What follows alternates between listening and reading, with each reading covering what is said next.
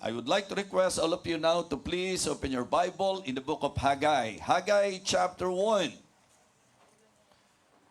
Haggai chapter 1, babasahin po natin ang buong chapter. We will be reading the whole chapter, and I want you to read our text with me. Basahin po natin the whole chapter, and please try to understand as we read the whole chapter of Haggai chapter 1. Kung ready na po kayo, let me know by saying amen. Haggai chapter 1, everybody please begin. In the second year of Darius the king, in the 6th month, in the first day of the month, came the word of the Lord by Haggai the prophet unto Zerubbabel, the son of Shealtiel, governor of Judah, and to Joshua the son of Josedek, the high priest, saying, Thus speaketh the Lord of hosts, saying, These people say, the time is not come, the time that the Lord's house should be built. Then came the word of the Lord by Haggai the prophet, saying, Is it time for you, O yet, to dwell in your sealed houses, and this house lie waste? Now therefore thus saith the Lord of hosts, Consider your ways. Ye have sown much, and bring in little. Ye eat, but ye have not enough. Ye drink, but ye are not filled with drink. Ye clothe you, but there is none warm. And he that earneth wages to put it into a bag with holes. Thus saith the Lord of hosts, Consider your ways. Go up to the mountain, and bring wood, and build the house, and I will take pleasure in it, and I will be glorified, saith the Lord. You looked for much, and lo, it came to little. And when you brought it home, I did blow upon it. Why, saith the Lord of hosts? Because of mine house that is waste, and ye run every man unto his own house.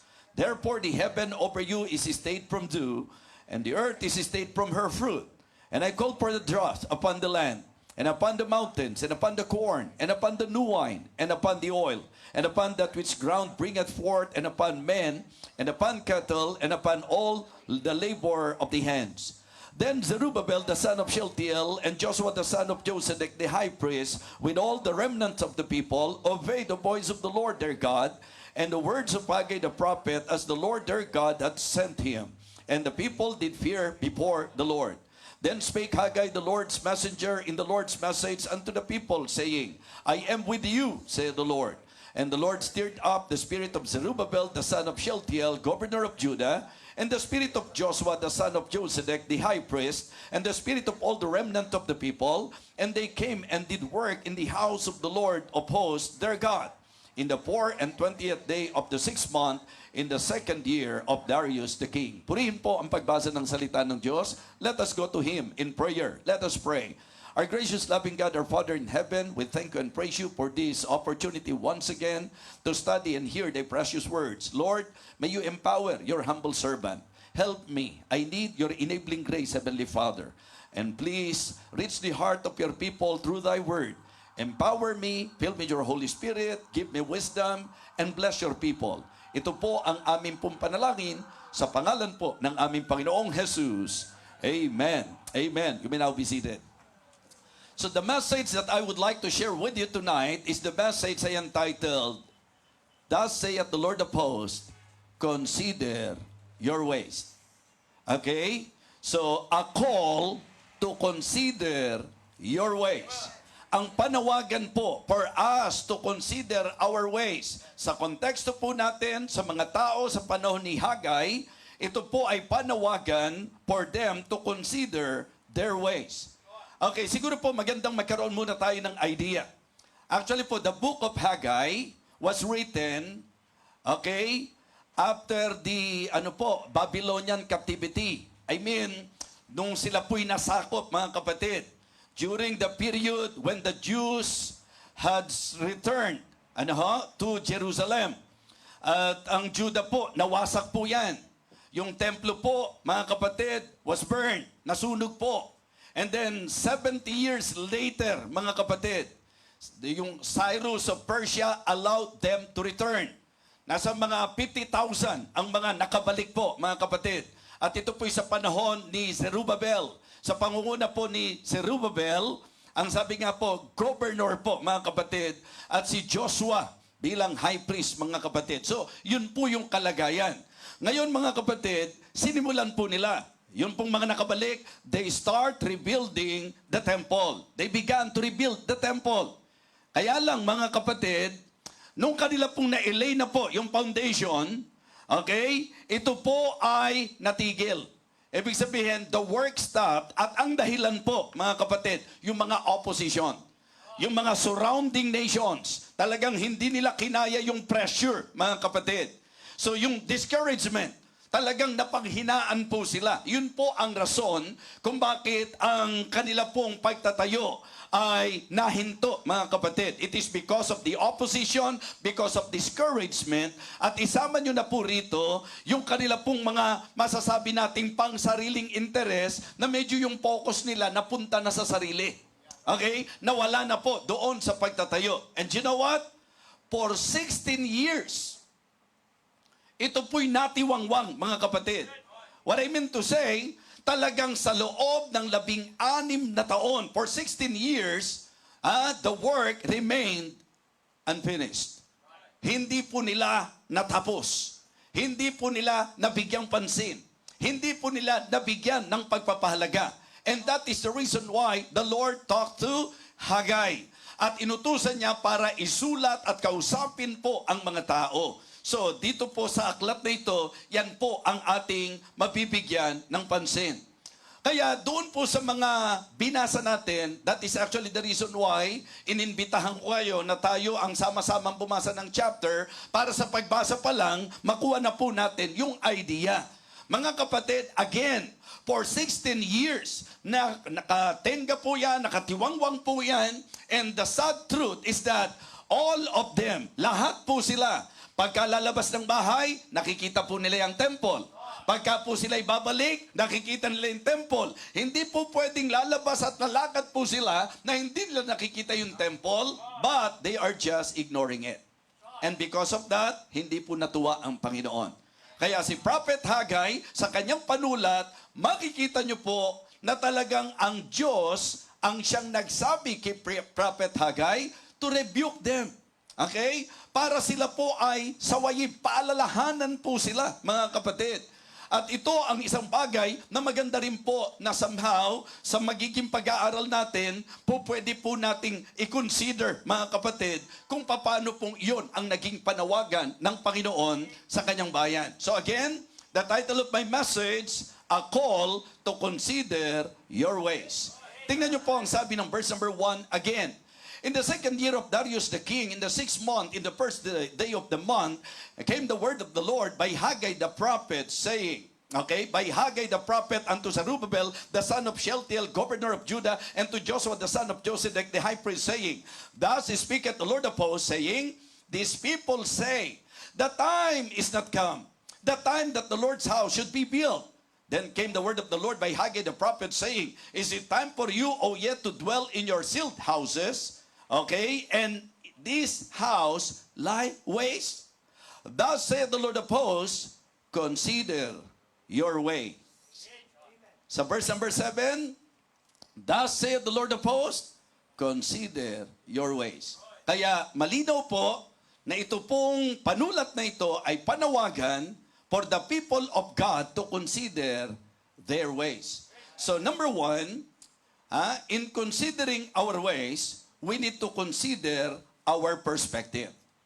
So, kumbaga, ang gustong i-point out ng Panginoon sa sinasabi niya kay Prophet Haggai, na sabihin sa mga tao, consider their ways, consider your ways. It means they need to consider their perspective. Parang ang isang mahalaga na maintindihan natin ngayon, yung pananaw natin, may magiging malaking kinalaman po yan sa gagawin po natin. Diba? Hindi natin pwedeng papaghiwalayin yan na ang gagawin mo ay didepende sa pananaw na meron ka. At sa usaping bayan ng Panginoon, just try to imagine, kaya pala hinahayaan po nila na sa napakahabang taon, okay, na nakahinto po ang pagtatayo, wasak ang bahay ng Panginoon, kahiya-hiya ang bahay ng Panginoon, di ba? Yan nga po nagiging biruan. Pag nakakita kayo ng chapel na maganda, natusok-tusok, alam nyo na kung yan po ay kaninong chapel. Kung anong relihiyon po yan, INK po yan, di po ba? INC po yan. Kapag ka po mga matatandang building na malalaki po, alam natin, Roman Catholic po yan. Kapag ka meron pong basketball sa harapan, hindi po ba? Mormons po yan. Pero kapag ka meron pong building na hindi tapos, Baptist po yan. Di ba? Yun po ang naging biruan, mga kapatid. Yes. Kasi itong isang bagay na ito ay parang magaang na tinitingnan po ng marami. So kaya for me, it is good to somehow be challenged and learn from this message. Ito pong panawagan to consider their ways ay panawagan to consider their perspective. It is a call to enlightenment. Diba? Ito po'y panawagan para sa kaliwanagan, mga kapatid. Kaya tingnan nyo po, ano ang pananaw ng mga tao? Hindi pa oras. Hindi pa panahon. So it is good to consider our views, visions, and values, mga kapatid. Kung paano po natin tinatanaw ang mga bagay-bagay at paano po natin pinapahalagahan ang mga bagay-bagay. So this is about vision and values. Paano po natin tinitingnan ang usapin tungkol sa gawain ng Panginoon? Ang sabi po nila, hindi pa panahon. Hindi pa panahon para itayo ang bahay ng Panginoon. Actually po, yan ang kadalasang nagiging problema ng marami po kahit nung panahon po ng ating Panginoong Jesus sa kanyang mga disipulo na ang pananaw ng mga disipulo meron pang 4 na buwan bago ang pag-ani. Remember that story? Diba? So, sinasabi po ng mga disipulo ng Panginoon, may 4 months pa and then cometh harvest. Sabi ng Panginoon, lift up your eyes, look on the fields, for they are white already to harvest. Mga kapatid, almost the same. Ang pinakakonsepto sa paningin nila, hindi pa panahon. Sa paningin nila, hindi ganun kahalaga pa yan. Okay? So how about us tonight? Pag pinag-usapan gawain ng Diyos, gaano kahalaga sa'yo? Ano ang pananaw mo sa usapang bahay ng Panginoon? Ano ang pananaw mo sa usapang gawain ng Panginoon? Gaano mo ito pinapahalagahan? Yan po ang challenge na nais ko po na iparating sa bawat isa sa atin in considering this story. Ang panawagan ng Panginoon for them to consider their ways ay panawagan for them to consider their perspective. Kaya sabi niya, Prophet Haggai, sabihin mo sa mga taong yan, kasi ang sinasabi nila, hindi pa time. Hindi pa time para itayo ang bahay ng Panginoon. Sabihin mo sa kanila, Prophet Haggai, is it time for you to dwell in your sealed houses and this house lie waste? Imagine 16 years na.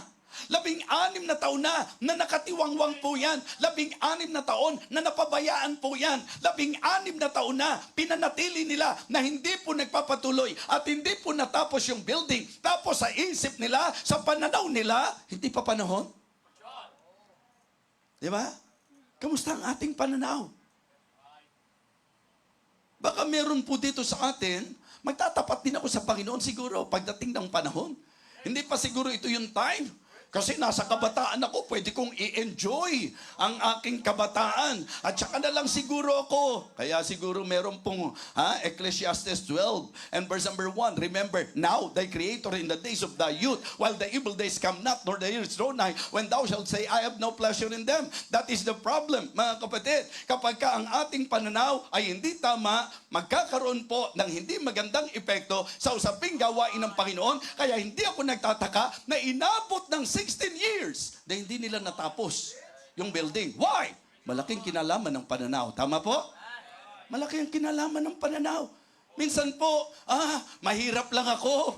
Hindi naman siguro para i-expect ng Panginoon na magpa-participate ako, mag-i-involve ako ng sarili. Siguro pagdating ng time na mayaman na ako, mga minamahal, maniwala kayo kung sa mahirap na kalagayan po natin, hindi natin magagawa na gawin sa Panginoon yung maliit na kakayahan natin, lalong mahihirapan po tayo pagka malaki na po ang kailangan nating ibigay. Mga kapatid, mga minamahal, itama natin yung ating perspective. May mga pagkakataon kasi. Isipin nyo po, gawain ng Diyos ang pinag-uusapan. Dito po, bahay ng Diyos ang pinag-uusapan. Tapos sasabihin nila, hindi pa panahon. Tapos pagka inaral nyo po yung kanilang sitwasyon, abalang-abala sila sa mga pangsarili, abalang-abala sila sa mga kanilang bahay-bahay. Pero yung bahay ng Panginoon, pinabayaan. Mga kapatid, mga minamahal, thus saith the Lord of hosts, consider your ways. So number one, consider your perspective, a call to enlightenment. So the second point that I would like to share from this message, okay, is consider your priorities. And for me, it is a call for evaluation and examination. Ito ay panawagan para sa pagsusuri. Ito ay panawagan para po sa pag-i-evaluate, mga kapatid. A call for evaluation and a call for examination. Tingnan niyo po ang sabi ng verse number 5. Now therefore, thus saith the Lord of hosts, consider your ways. Ye have sown much and bring in little. Ye eat, but ye have not enough. Ye drink, but ye are not filled with drink. Ye clothe you, but there is none warm. And he that earneth wages to put it into a bag with holes. Thus saith the Lord of hosts, consider your ways. Go up to the mountain and bring wood and build the house. And I will take pleasure in it, and I will be glorified, saith the Lord. Here we can see that God is leading them through Prophet Haggai. Kinakausap sila ng Panginoon, unahin mo muna ang para sa Panginoon. Amen? Yes. Malaking problema kapag ka ang priority mali. Sa usapang Kristiyano, alam po natin yan. Lalo na sa ating panahon ngayon. Ang isa sa most quoted verse sa Bible ay ang Matthew 6:33. Ano po ang sinasabi ron? But seek ye first the kingdom of God and His righteousness, and all these things shall be added unto you. Yan po'y talata na nagtuturo ng tamang prioridad. And the same thing, as I understand, the same thing na gustong i-point out ng Panginoon, inuna nyo ng inuna ang mga pangsarili nyo, inuuna nyo yung mga bagay-bagay na para sa inyo, pinabayaan nyo ang para sa Panginoon. Mga kapatid, ito pong panawagang ito ay may kinalaman sa tinatawag nating evaluation. Diba? Evaluation. Examine your focus. Evaluate your failures. Maganda po na tingnan natin. Kamusta ba yung ating tinututukan? Kamusta ba yung ating pinapahalagahan? Kamusta ba yung ating inuuna? Ano ba ang masinesentruhan ng ating buhay? And then, maganda rin po na mag-evaluate tayo sa ating pong pagbagsak, sa ating pong paglihis, sa ating pong pagkasira, sa ating pong pagkalayo, sa ating pong pagkakamali. Examine your focus and evaluate your failures. Mga kapatid, pansinin niyo po yung sabi ng verse number 6. Diba? Ye have sown much and bring in little. Ye eat, but ye have not enough. Ye drink, but ye are not filled with drink. Ye clothe you, but there is none warm. And he that earneth wages to put it into a bag with holes. Thus saith the Lord of hosts, consider your ways. And then, anong sinabi sa kanila? Punta kayo sa bundok.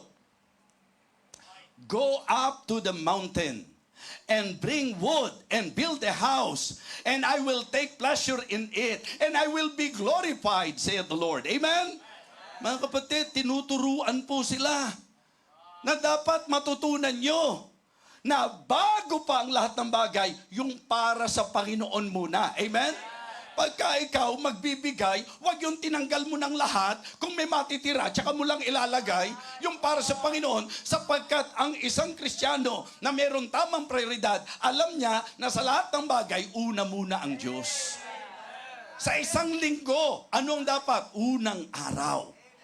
Mga kapatid, sa ating pagbibigay, hindi yung lahat ng bills mo, inintindi mo, pero yung para sa Diyos, hindi mo binigyang pagpapahalaga. A-attend ako pag may time. A-attend ako pag wala akong gagawin. Mga kapatid, ganun ba ang tingin mo sa Diyos na sinasamba mo? Make God our priority. Siyang dapat una. Diba? So dapat ang Diyos ang una sa buhay natin. Kaya ito ang dapat susuriin ng bawat mga Kristiyano. Kung sa panahon ni Prophet Haggai, ito yung sinabi ng Panginoon, consider your ways, na ang idea po, consider your perspective, consider your priority, and it is also good to learn from this message, di ba, to consider your problems. Di ba? Meron ba kayo nakitang problema sa panahon ito? Kapatid, sa palagay nyo, hindi po ba problema yung kumakain ka, hindi ka nabubusog? Malaking problema yon. Laki-laki mo na, hindi ka pa nabubusog. Hindi nakakain yung ginagawa ng iba. Lamon na nga eh. Lamon na eh. Diba? Mga kapatid, ito po ay mensahe na nagbibigay sa atin ng paalala kasi mga kapatid, ang goal natin, kaya tayo kumakain para mabusog. Pero nung sabi niya, ye have sown much and bring in little. Ye eat, but ye have not enough. Ye drink, but ye are not filled with drink. Ye clothe you, but there is none warm. And he that earneth wages to put it into bag with holes. So para po mas matukoy natin na talagang ito, suriin nyo. Ito yung talagang problema. Malaking problema to mga kapatid. Verse number 9. Diba? You looked for much and bring a little. And when you brought it home, I did blow upon it. Why? Said the Lord of hosts. Because of mine house that is waste, and ye run everyone unto his own house. Mali yung pananaw mo eh. Mali yung priority nyo eh. Siyempre, pag mali ang pananaw, mali ang priority, mali ang pinapahalagahan mo, mali ang inuuna mo, mga kapatid, sigurado, dadaling ka dito sa problema. Dahil kahit magpakasipag ka, kahit na talaga lahat ng negosyo, pasukin mo, kahit na po lahat ng nagninegosyo, pinasok bahay mo, di ba? Mga kapatid, hindi mo marireach yung level ng satisfaction. Kaya it is good to consider your problems. Ito po ay, it is a call for an explanation. Di ba? It is a call to explanation. Ang ibig sabihin, ipaliwanag nyo nga po yon. Kasi ang eksaktong naging problema nila, eating without satisfaction. Okay? Effort without sufficiency. Okay? Mga kapatid, ito yung isang matindi pa dyan. Yung pong earning without security. Eating without satisfaction, effort without sufficiency, earning without security. Problema po yan. Problema po yan, mga kapatid. Problema yung kumakain ka, hindi ka nabubusog. Problema yung todo effort ka, pero hindi ka naman nananagana. Problema po yun, mga kapatid, na kumikita ka, pero wala pa rin seguridad. Di ba? Ito ang eksaktong ipinakitang problema po dito. Kaya for me, it is good to somehow be reminded, Christians, it is good for you to consider this very important, sabihin nating message, na tinatawagan tayo para po i-consider natin ang ating pong lakad. Kamusta ang priority natin? Kamusta yung perspective natin? Pagka ba para sa Diyos, kahit ano na lang? Kung tama ang pananaw mo sa service, tama po ba yung late tayong uma-attend? Mga kapatid, tamang pananaw po ba yun na kahit wala naman dahilan, hindi ka dadalo? Tama po bang katwiran yung pagka magbibigay ka, kung ano na lang, di ba? Kung ano lang maisipan mo. Tapos gumagamit ka pa ng talata na hindi mo naman naiintindihan. Mga kapatid, mga minamahal, sabi ko nga ako, ikaw ay pinagbibigay ng ayon sa iyong puso, ano dapat ang maging giving mo? Anong klaseng puso yung sumasalungat sa mga giving na itinuro sa Bible? Di ba? Mga kapatid, mga minamahal, it is good that in our church, natutunan natin na kapag ka-giving ang pag-uusapan, mga kapatid, kung anong itinuro ng Bible, yun ang ating pong ginagawa. At ipinararamdam natin sa Diyos na siya'y mahalaga sa ating ginagawang pagbibigay. Ipinararamdam natin sa Diyos na kaya tayo nagpipilit na right on time, uma-attend, na huwag tayong malate, na huwag tayong umabsent, na maibigay kung ano yung para sa Kanya, na pagkakanta, mag-practice ng mabuti. Anything na gagawin natin, dapat the best, sapagkat tinitingnan natin na mataas at mahalaga ang mga bagay na ukol sa Diyos. Amen? Hindi katulad po nila. Okay lang yan, kahit wasak ang bahay ng Panginoon. Diba? 16 na taon pa lang naman eh. Hintayin natin siguro na, diba? Hintayin natin siguro mga 20 years bago natin intindihin yan.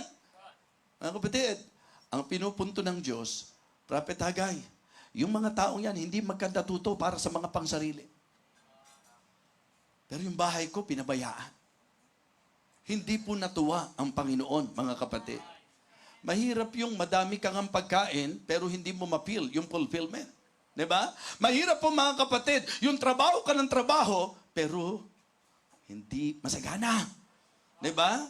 Mahirap din po yung kumikita ka, pero butas yung lalagyan. Diba? Yun po ang eksakto, mga kapatid.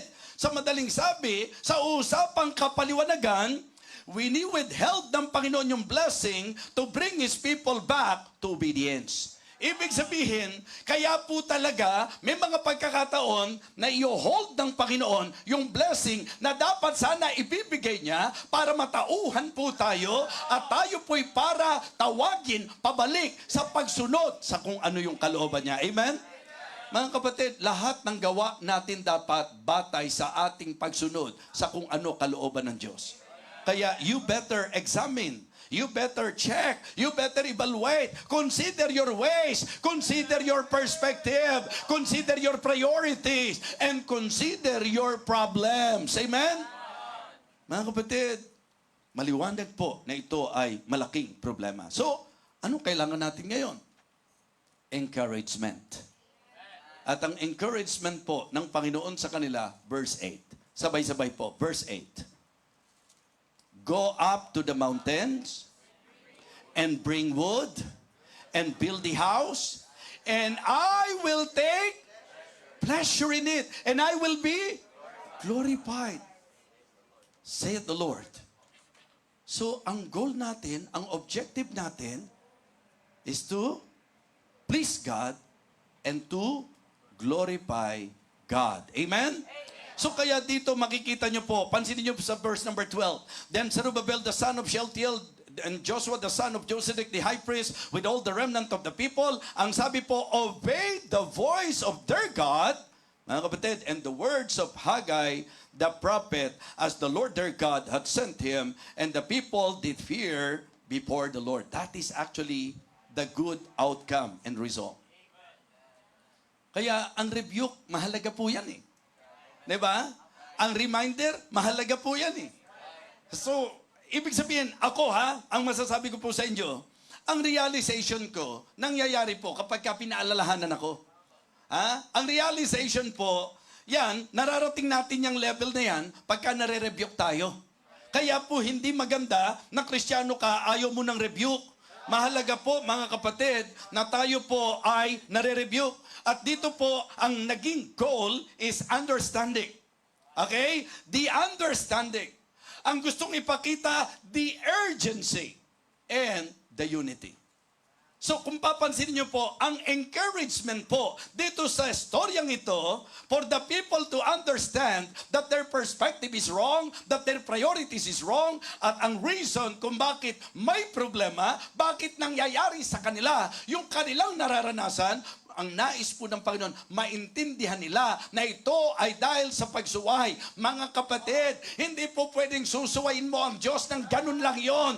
Titiyakin ko po sa inyo na ang pagsuway natin sa Diyos, ipaparamdam ng Diyos sa atin ang magiging bunga ng pagsuway natin. Kaya ang panawagan, sumunod tayo sa Panginoon. And the good thing about them, after that rebuke, after that reminder, after that panawagan, na magbalik po sila to consider their ways, mga kapatid, it is good na sila po, nung naintindihan nila, sumunod sila sa Panginoon. Kasi kung dadamihin nyo po, ang talagang pinaka-encouragement sa kanila is the understanding, the urgency. Hindi pagdating ng panahon Hindi po bukas kung ano yung pwede nang gawin para sa Panginoon. Ngayon, gawin mo na. Amen? Alam nyo, ang maganda po sa atin, di ba? Kung tutusin, every anniversary, yung church, kasado na yung isip. Kasi for the whole year, hindi muna natin iniintindihan kung ano yung presenting kailangang gawin para sa gawain ng Panginoon, yun po ang sinesentrohan natin. Kaya pag October, dyan na tayo nagsisimula ng panawagan para sa ating campaign para maging blessing sa mga servants of God. Hindi po ba, pag tinignan nyo po, what a noble, sabihin natin, vision na talagang ang gusto natin, maka-encourage ng mga man of God. Kumbaga mga kapatid, yung maka-encourage ka ng Kristiyano, yung palang po, blessing na yan. Ang laking bagay yan. Pero ang ma-encourage mo, pastor, ang ma-encourage mo, missionary, ang ma-encourage mo, manggagawa ng Panginoon. Wow! Ang laki-laking bagay niyan. Amen?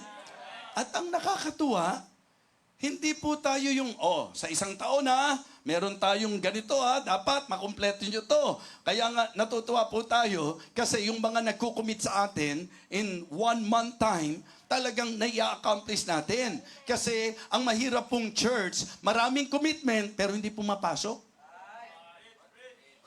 Kasi magkukumit. For a year time po yan. For a year time. At pag malapit na sa deadline at hindi po naibigay, dahil po kahit makahawak ng pera, saka na lang, total sa December pa naman eh. Di ba? So pinagpala na po, saka na lang kasi malayo pa naman. Iba po yung mga Kristiyano na kaya hindi nabibigla, alam na niya kung ano yung para sa Panginoon. Di ba? So yun po ang maganda. Kasi meron pong mga sitwasyon na ang nagiging problema ng mga churches sa fellowship namin, kumbaga po sa 100% na nag-commit, minsan less than 50% lang ang tumutupad. Kaya nakakatuwa na makita na sa church po natin, natutunan ng mga mananampalataya, una, pag nag-commit tayo, good as cash na talaga yan. Bakit? Kasi ang sistema natin, walang obligado, wag po kayong mapipilitan, wala pong puwersa na kahit ano, ini-open po natin, ito po ang pangangailangan, ito po ang pagkakataon para makabahagi sa gawain ng Panginoon. Tapos, tayo po, bawat isang nagpapasya. Tama o mali? Di ba? Wala tayong pilitan eh. Pero ang nakakatuwa, hindi po yung para makapagpasikat lang, yung iba. Kasi yung iba magpapasikat, magkukumit ng laki-laki, mga kapatid. And then pagkatapos nun, wala na sa church. Bakit? Hindi maibigay yung commitment, nahihiya. Diba? So yung pa naging dahilan para mawala ka sa church. Hindi ka naman obligado. Tama po?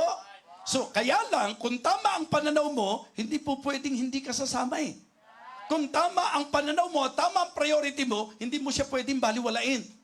So kaya sabi ko, it is great, it is wonderful for the church na natutunan po natin that every time na may gagawin tayo para sa Diyos, una yan. Hindi natin siya nilalagay sa least consideration. Pagka para sa Diyos, ang pananaw natin, mahalaga yan. Amen?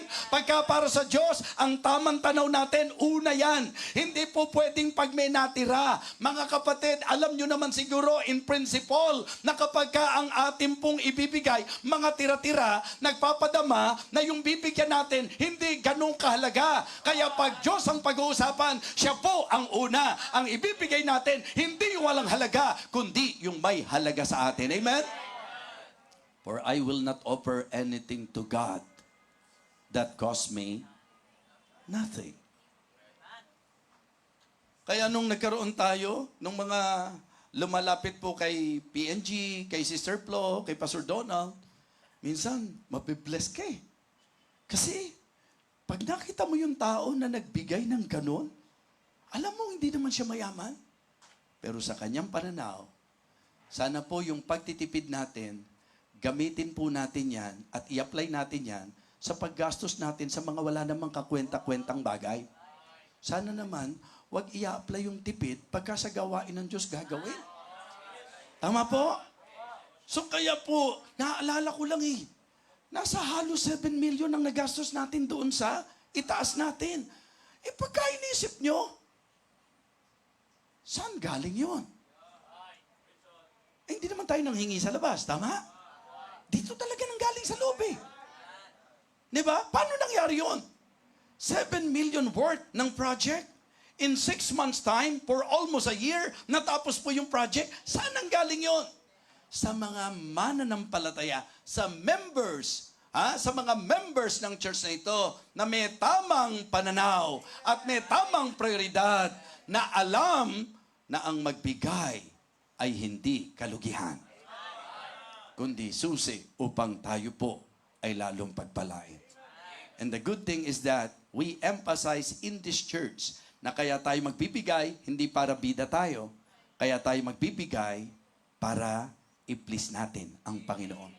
Kaya nung sinabi niyang, go up to the mountains and bring wood and build the house, and I will take pleasure in it, and I will be glorified, said the Lord of hosts. Mga kapatid, kung papansinin niyo po yan, ipinaramdam na ng Diyos na talagang ikinasasaya niya kapag ka ang pananaw natin tama. Ikinasasaya niya pagka ang priority natin tama. Pero isang bagay na tinalakay natin, consider the problem. Bakit po ba nakakaproblema? Yung bang kumakain, hindi ka nabubusog. Diba? Yung todo effort, pero wala rin. Yung pong kumikita, pero hulog sa lalagyang butas. Mga kapatid, yan po'y magandang maging warning sa bawat isa sa atin. So dapat, understanding. It is very important. This is the encouragement. Verses 12 to 14. The encouragement. It is about the understanding. They recognize their wrong ways.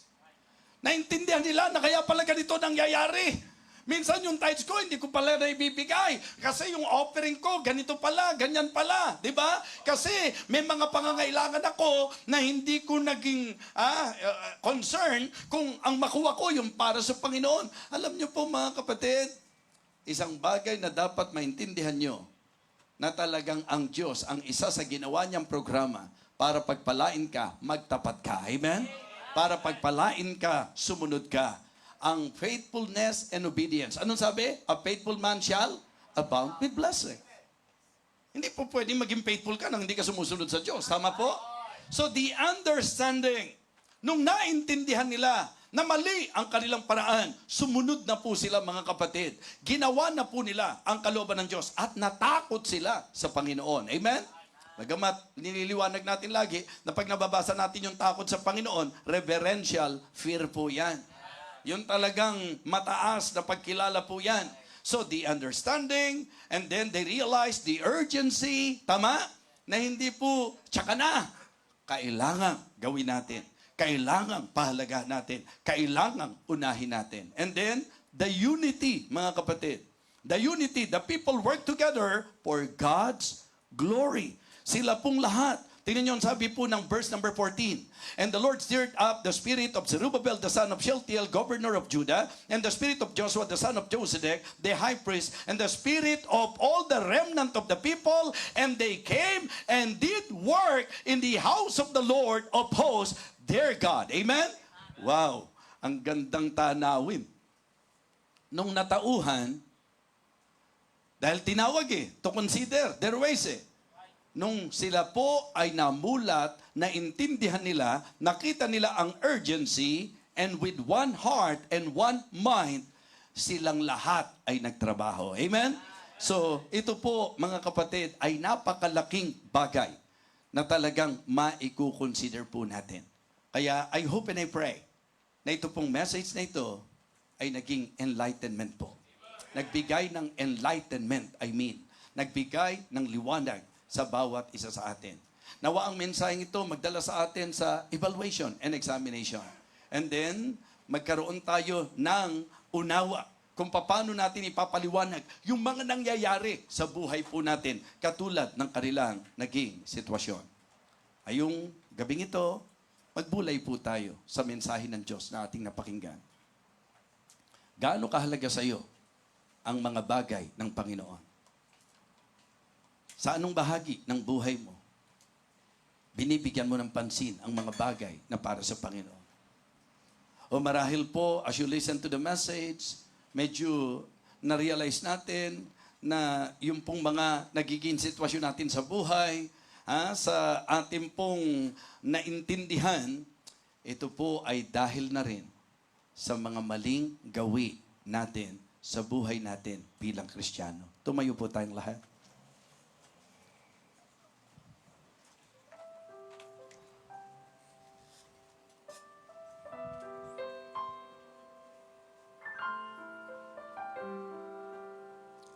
Thus saith the Lord of hosts, consider your ways.